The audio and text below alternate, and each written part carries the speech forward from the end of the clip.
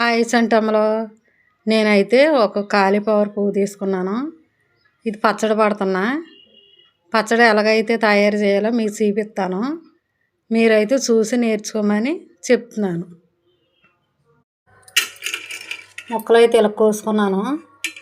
ఈ శుభ్రంగా నీట్గా కడిగేసుకుని నేను గిన్నెలో వేసుకుని పొయ్యి మీద పెట్టి ఒక గ్లాసు నీళ్ళు వేసుకుని పొయ్యి మీద పెట్టి ఒక ఉడకనిచ్చి తీసేసుకుంటాను. ఈ కాలీఫ్లవర్ అయితే ఉడికిపోయింది. ఇంక ఇది కట్టేసుకుని బెజ్జాల గిన్నెలో పోసుకోవాలి.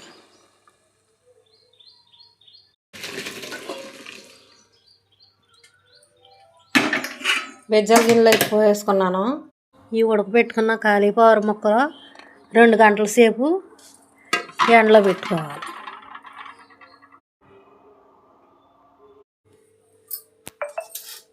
నేనైతే కాలీఫ్లవర్ పచ్చడి కలిపేసుకుంటున్నాను.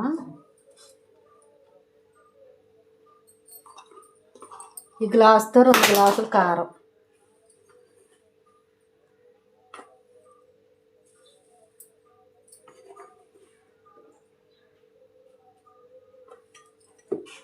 రెండు గ్లాసులు కారం,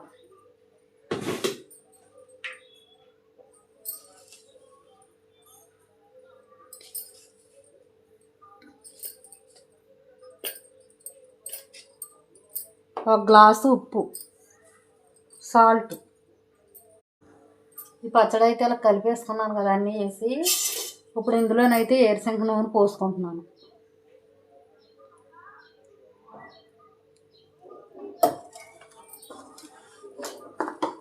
ఏరుశనగ నూనె పోసుకుని కలుపుకుంటేనే బాగుంటుంది పచ్చడి.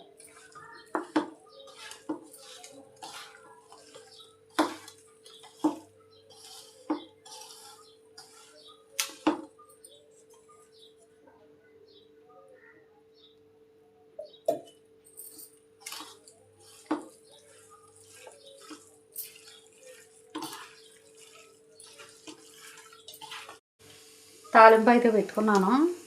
ఈ తాలింపు అయితే ఇందులో వేసుకుంటున్నాను. ఇందులో ఆవాలు, మెంతులు, ఎల్లుల్లిపాయలు, ఎండుమిరకాయ, కరివేపాకు.